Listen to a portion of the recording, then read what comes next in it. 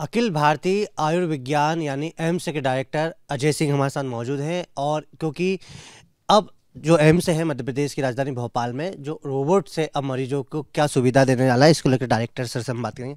Sir, अब नई पद्धति से मरीजों की इलाज के लिए आप रोबोट लाने वाले हैं सर, तो कितनी लागत से है, क्या मरीजों को सुविधा दी जाएगी सर? अभी हम लोग शुरुआत में 2 रोबोट खरीदने के लिए हमें सहमति मिल गई और हमने अपनी प्रक्रिया को शुरू किया है। एक रोबोट जो है वो ऑर्थोपेडिक्स डिपार्टमेंट में जो स्पाइन से संबंधित मरीज हैं उनके लिए हम लोग ले रहे हैं, जिसकी कीमत लगभग 20 से 25 करोड़ है। और इससे ये फ़ायदा मिलेगा कि जो स्पाइन की ऐसी सर्जरी जो कि काफ़ी ज़्यादा कॉम्प्लिकेशंस रेट होते थे, प्रिसीजन उतना अच्छा नहीं होता था, रोबोट खरीदने के बाद हम लोग उन सर्जरीज़ को जिसके लिए यहाँ से मरीज़ कहीं बाहर जाया करते थे, वहाँ ना जाके हम लोग उसको यहीं पे एम्स भोपाल में ही करेंगे।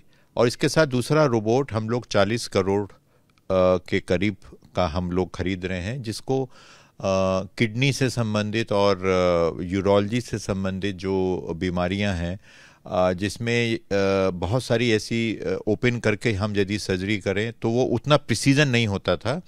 जो खराब एरिया है उसके साथ साथ जो नॉर्मल एरिया है वो भी डैमेज होता था। तो यदि हम रोबोट लेंगे तो प्रिसीजन बहुत ज़्यादा हो जाएगा, एक्यूरेसी बहुत अच्छी हो जाएगी, रिजल्ट्स बेहतर मरीज़ को होंगे। और सबसे ज़रूरी बात है कि जिस ट्रीटमेंट को बाहर उनको लाखों रुपया खर्च करना पड़ता था, वो बहुत ही अफोर्डेबल में हम लोगों को जो है एम्स भोपाल उनको प्रोवाइड करेगा। सर, ये भोपाल में मात्र एम्स में है कि इससे पहले भी कई तरह के जो अस्पताल बड़े बड़े उनमें भी रोबोट का इलाज रोबोट से किया जा रहा है, ऐसा कुछ? देखिए, ऐसा है कि प्राइवेट सेक्टर में कई सारे ऐसे हॉस्पिटल ऑलरेडी हैं जिसमें रोबोट के द्वारा होता है।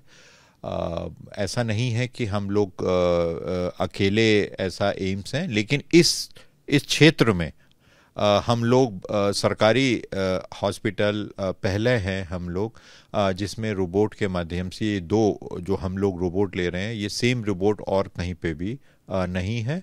कुछ लोगों ने छोटे वर्जन रोबोट के लिए हुए हैं, लेकिन जिस बड़े वर्जन को हम लोग ले रहे हैं ये कहीं और नहीं है। सर, जिस तरह से आप कह रहे हैं कि मध्य प्रदेश के गरीब वर्ग के लोग जो लाखों रुपए बीमारी में खर्च करना पड़ता था, मगर उनकी सुविधाओं के लिए अब एम्स रोबोट ला रहा है जहां पर कहीं उनको भटकना नहीं पड़े मरे।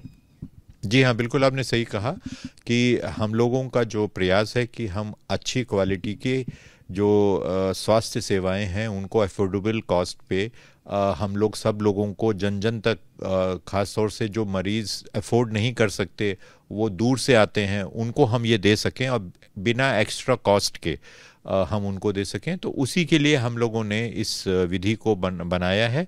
और ऐसा नहीं कि सिर्फ रोबोट आने के बाद हम दूसरे प्रकार से सर्जरी बंद कर देंगे। रोबोट उनके एडिशन है, मतलब जो पहले सर्जरी करते थे उससे ज़्यादा सर्जरी होगी और उससे अच्छे रिजल्ट्स होंगे, ऐसी उम्मीद है। सर, इन रोबोटों को कौन से डॉक्टर चलाएंगे, किस तरह से इनका उपयोग मरीजों के लिए किया जाए?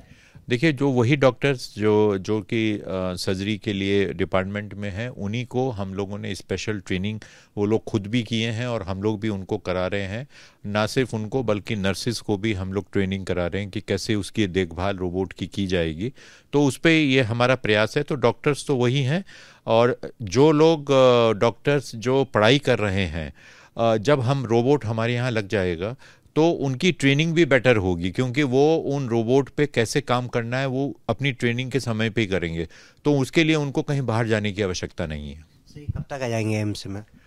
मुझे ऐसा लगता है कि प्रोसेस शुरू हो गई है, तो 6 महीने के अंदर ये लागू हो जाने चाहिए। कितने मरीजों का इसका फ़ायदा मिल पाएगा सर आप? अब ये तो नंबर बताना मुश्किल है, लेकिन अधिक से अधिक जहाँ भी ज़रूरत होगी वहाँ पे रोबोट। मैंने आपको पहले भी बताया कि ऐसा नहीं कि हर मरीज़ रोबोट से होगा, जहाँ ज़रूरत होगी वहीं पे होगा, लेकिन ये सुविधा सब मरीजों के लिए 6 महीने में लागू हो जाएगी। तो एम्स के डायरेक्टर सर थे हमारे साथ, जिन्होंने बताया कि मध्य प्रदेश के जो गरीब वर्ग के लोग जो मरीज बीमारियों से लगातार लाखों रुपए खर्च करते थे, उनके लिए अब एम्स रोबोट की सुविधा जल्दी उपलब्ध कराने जा रहा है। कैमरामैन होमेन देशमुख के साथ एबीपी न्यूज़ के लिए भोपाल से नितिन ठाकुर।